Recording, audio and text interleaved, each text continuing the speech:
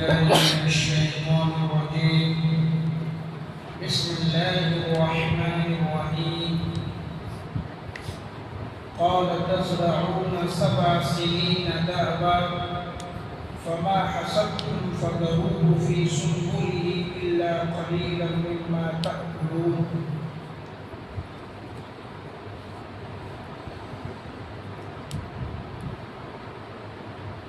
کل ہم نے بتایا تھا کہ جب وہ قیدی جس کے بارے میں حضرت یوسف علیہ السلام کو گمان تھا کہ یہ بچ جائے گا،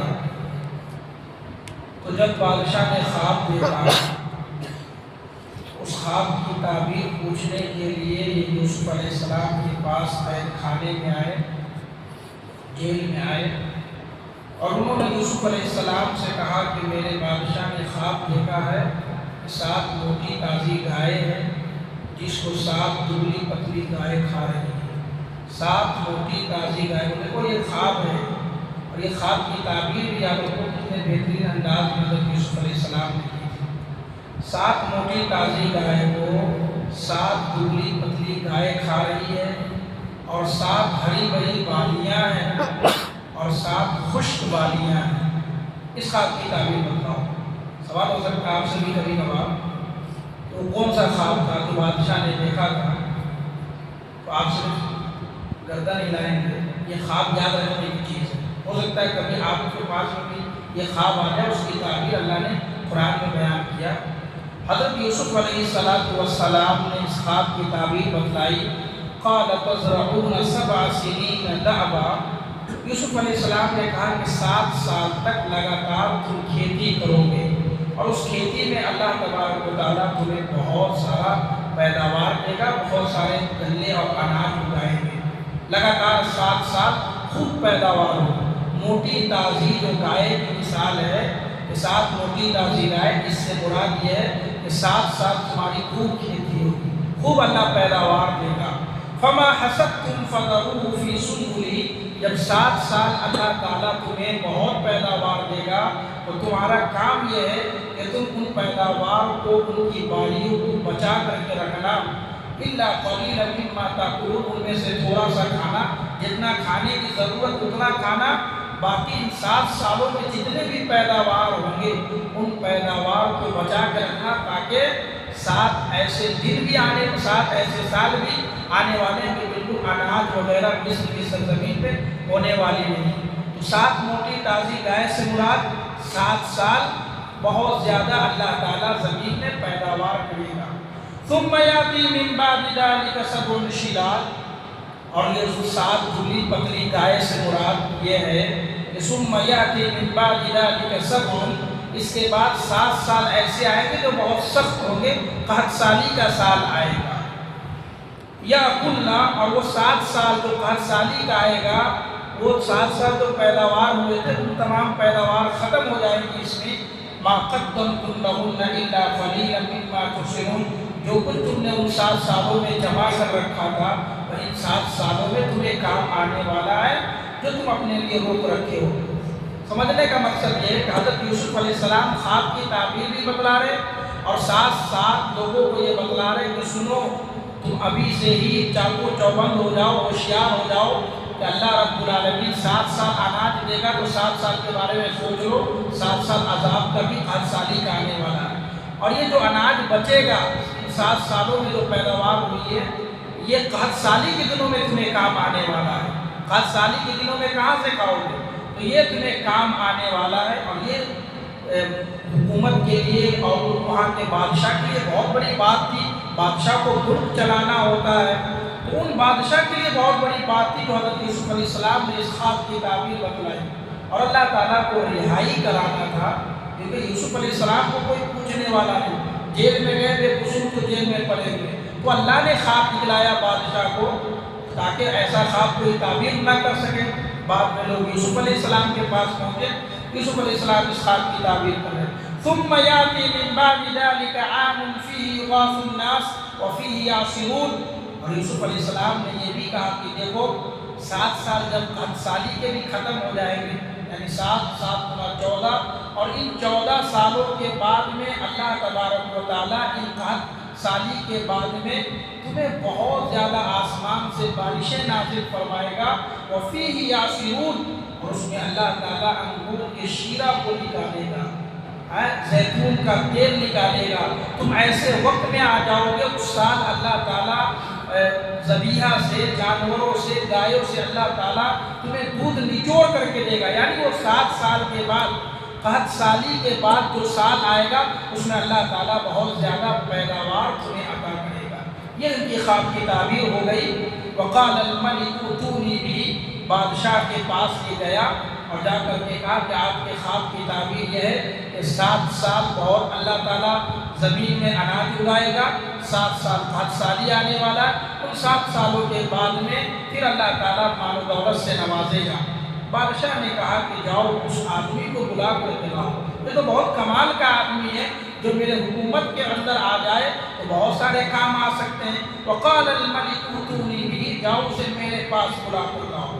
فلما جاءه الرسول، بادشاہ کا قاصد، بادشاہ کا چپراسی حضرت یوسف علیہ السلام کے پاس پہنچے۔ حضرت یوسف علیہ السلام نے کہا ارجع الی ربک، تم اپنے مالک کے پاس لوٹ جاؤ، ہمیں تمہارے مالک کے پاس نہیں جانا ہے۔ فاسألہ ما بال النسوة اللاتي قطعن أيديهن، دیکھو یوسف علیہ السلام خوددار تھے، اور کیوں نہ ہو، ہر پیغمبر خوددار ہوتے ہیں۔ یوسف علیہ السلام نے یہاں سوچا کہ اگر بادشاہ کو مجھ سے خوش ہو چکا ہے، میں نے خواب کی تعبیر بتلایا ہے، تو بادشاہ اپنے رحم کرم پہ ہمیں چھوڑنے والا ہے، حالانکہ میں مجرم بن کر کے جیل میں آیا ہوں۔ سمجھ رہے بات کو؟ حضرت یوسف علیہ السلام مجرم بن کر کے جیل میں گئے تھے، مجرم بن کر کے ان کو قید میں ڈالا گیا تھا۔ حضرت یوسف علیہ السلام یہ سوچ رہے تھے کہ مجرم کا جو میرے اوپر لقب لگا ہے، میرے داغ، جو میرے جسم کے اوپر جو داغ اور دھبا لگا ہوا ہے زلیخا کا، یہ داغ دھبا تو ختم نہیں ہو سکتا، یہ داغ دھبا ختم ہوگا کیسے؟ یہ تو بادشاہ کو یہ بات میں بھی کہہ سکتا ہے کہ یوسف علیہ السلام کانڈ کیے تھے تب جیل میں گئے تھے، لوگ کہہ سکتے ہیں نا بعد میں آنے والے، کچھ تو ضرور بات تھی کہ یوسف علیہ السلام جیل میں چلے گئے۔ یوسف علیہ السلام نے یہاں سوچا کہ نہیں، بادشاہ کے رحم و کرم پہ نہیں نکلنا ہے، کیونکہ بادشاہ تو خوش ہو چکا تھا یوسف سے خواب کی تعبیر بتلانے کی وجہ سے۔ انہوں نے کہا نہیں، جاؤ اپنے مالک کو، اپنے بادشاہ کو کہو فاسألہ ما بال النسوہ، ان عورتوں کا حال کیا ہوا اللتی قطعن ایدیہن، جنہوں نے مجھے دیکھ کر کے ہاتھ کاٹ لیا تھا۔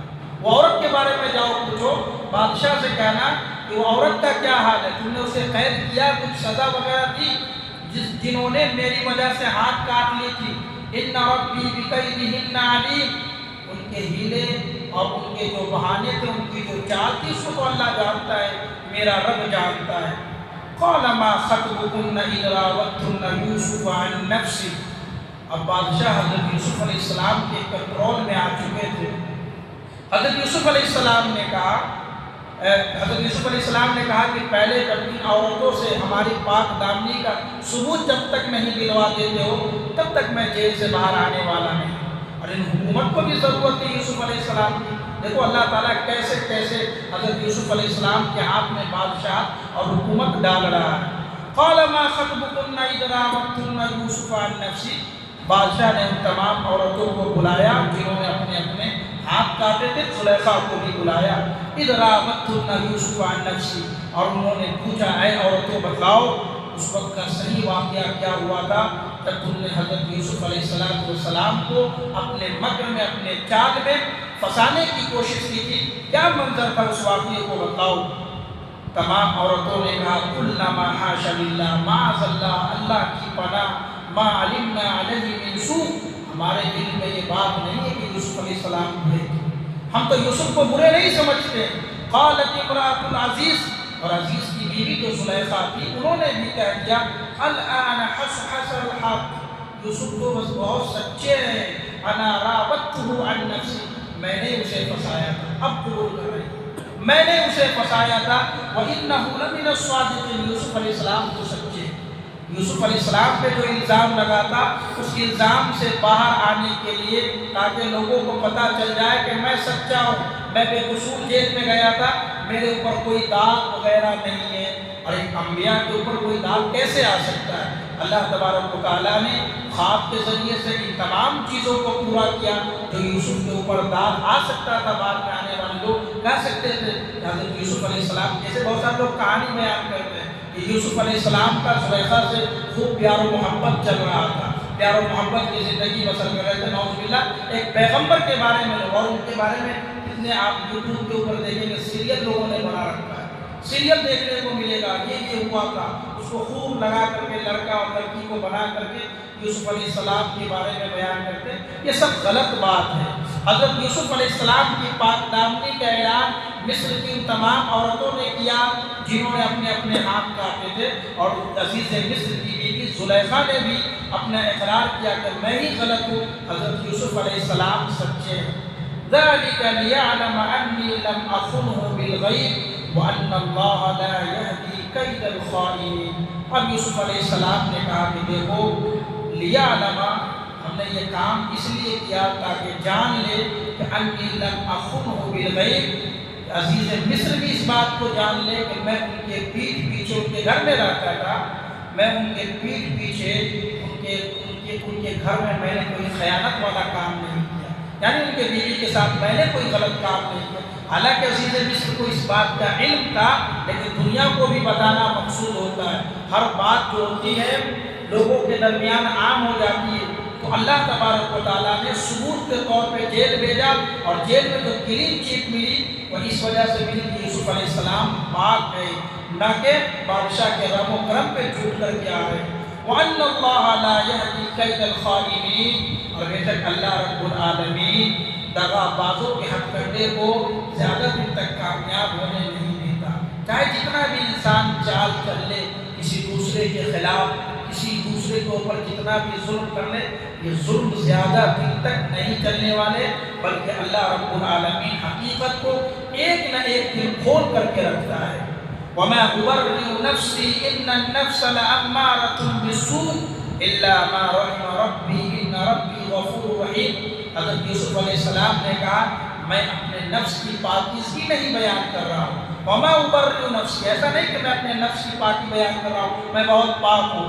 یاد رکھو إِنَّ النَّفْسَ لَأَمَّارَةٌ بِالسُّوءِ، نفس کو گناہ کی طرف بلاتا رہتا ہے، نفس کو برائی کی طرف بلاتا رہتا ہے، إِلَّا مَا رَحِمَ رَبِّي، لیکن میرا رب میرے اوپر رحم کرنے والا۔ دیکھو انسانیت کا ثبوت دے رہے ہیں، ایک انسان گناہ کی طرف مبتلا ہو سکتا ہے، چاہے وہ انبیاء ہو، رسول ہو، پیغمبر ہو، چاہے اللہ کے برگزیدہ بندے ہو، چاہے اللہ کے ولی ہو، نیک ہو، لیکن اللہ تعالیٰ کا جب تک انسان کے اوپر رحم نہیں ہوگا انسان گناہ سے بھی نہیں بچ سکتا۔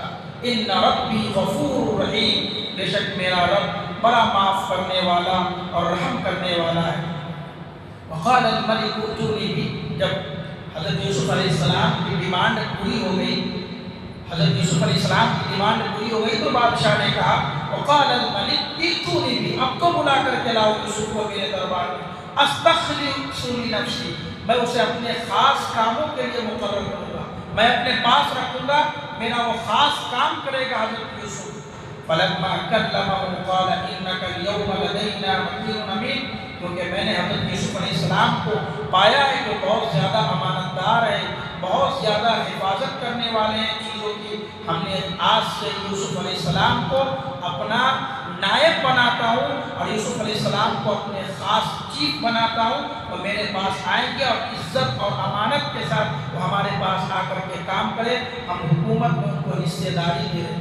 دیکھو اللہ تعالیٰ حضرت یوسف کو مصر کی سرزمین پہ بادشاہت کیسے کیسے عطا کر رہا ہے، مجبور ہو گیا حکومت، یہ یوسف بہت کام کا بندہ ہے، یہ آگے کے بارے میں فیوچر کے بارے میں بتلا رہا ہے، اور ایک حکومت کو چاہیے کہ فیوچر میں کیا ہونے والا ہے، ہماری رعایا کے ساتھ، ہمارے ملک کے باشندوں کے ساتھ آگے کیا ہونے والا ہے۔ حضرت یوسف علیہ السلام نے اس کی تعبیر بتلائی۔